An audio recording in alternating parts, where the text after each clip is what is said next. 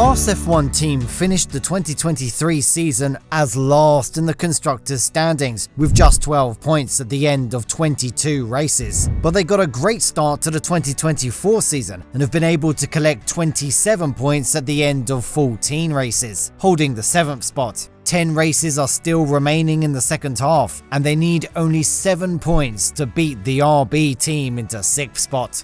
How is such a difference experienced by Haas F1 Team under a budget exactly similar to the previous seasons? This is our investigation of Haas F1 Team under Ayao Komatsu's leadership. Welcome back to Total F1, but before we proceed, hit the subscribe button and smash the bell icon for more exciting updates. Because of the series of failures of the Haas F1 team, owner Gene Haas decided not to extend the contract of its long-serving team principal Gunther Steiner, who played a key role since the establishment of the Kannapolis-based F1 team. Then Ayao Komatsu was promoted to the role of team principal as Steiner's successor.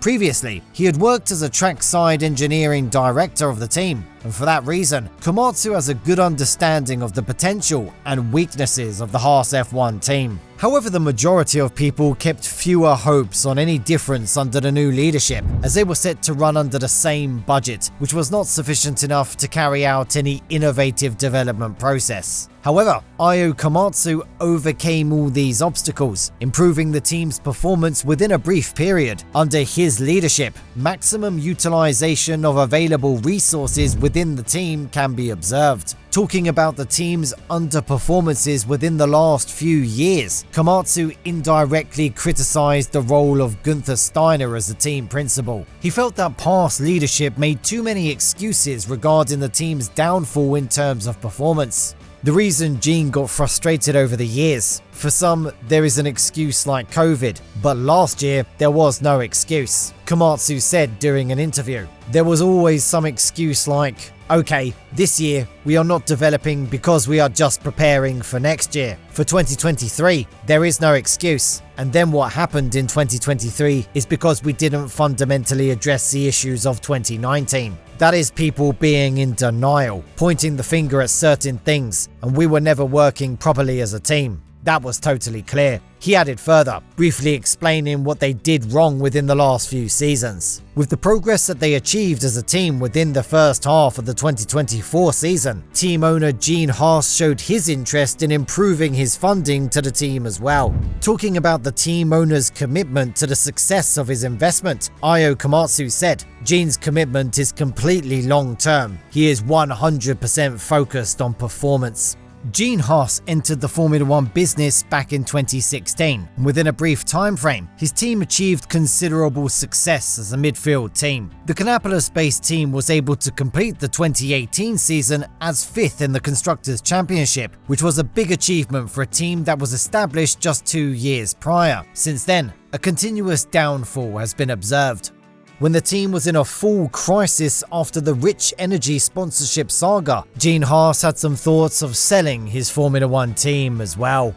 Then the team management headed by Gunther Steiner decided to add the pay driver Nikita Mazepin into their 2021 driver lineup. He was coming with millions of dollars worth of sponsorships from his father's company, Uralkali. In the midway of the 2021 season, Gunther Steiner decided to terminate the contracts with Nikita and Uralkali, creating more troubles around the team. Even though Gunther Steiner was in charge of the team since its establishment, some of the decisions were very controversial and were not good for the dynamics of the team. Sponsorship issues with Rich Energy and Uralkali badly damaged the financial status of the team, which made a direct impact on the team's development processes. Scenarios around hiring and firing Nikita Mazepin also exposed his weak decision-making abilities. However, the American F1 team is now under a new leadership other than Steiner for the first time since its establishment. Gene Haas appears to be impressed about the achievements under this new leadership.